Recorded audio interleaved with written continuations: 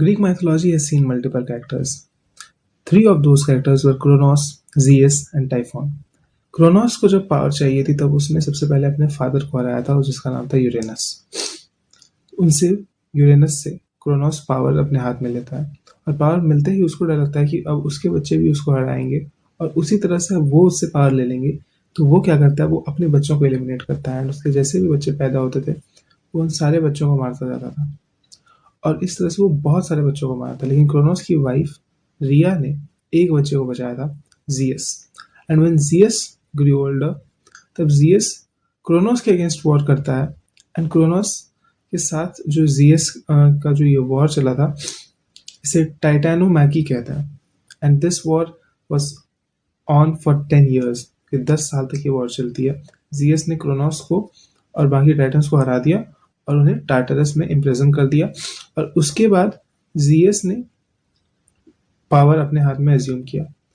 अब जियस ये पावर खुद पीस टॉक से नहीं लाया था, जियस ने भी वॉर से ही रूल एस्टेब्लिश किया था अपना। जियस ने एक स्ट्रक्चर्ड ऑर्डर तो बनाया लेकिन जियस कंप्लीटली काइंड रूलर नहीं था। वो उसके अगेंस्ट जाने वालों को पनिशमेंट देता था, वो उन्हें हराता था।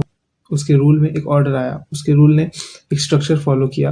उस स्ट्रक्चर में बहुत ज़्यादा लोगों के अगेंस्ट चीज़ें हो रही थी। लेकिन फिर टाइटन्स के बाद एक और फोर्स आई थी, वो फोर्स थी टाइफॉन्स की।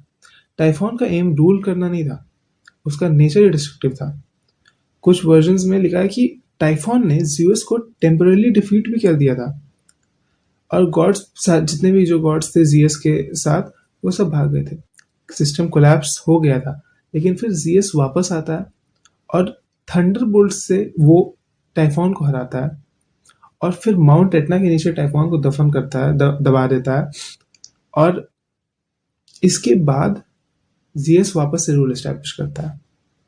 तो पहले एक अथॉरिटेरियन मोनार्की थी, फिर एक रेवोल्यूशनरी स्ट्रक्चर्ड रूल आया जो कि पीपल के लिए अच्छा नहीं था। लेकिन फिर एक डिस्टेबलाइजिंग एक्सटर्नल फोर्स वापस आते ही उस जगह पे। अब इसका करंट जियोपॉलिटिकल सिचुएशन में क्या कनेक्शन है, we'll see that in the next part.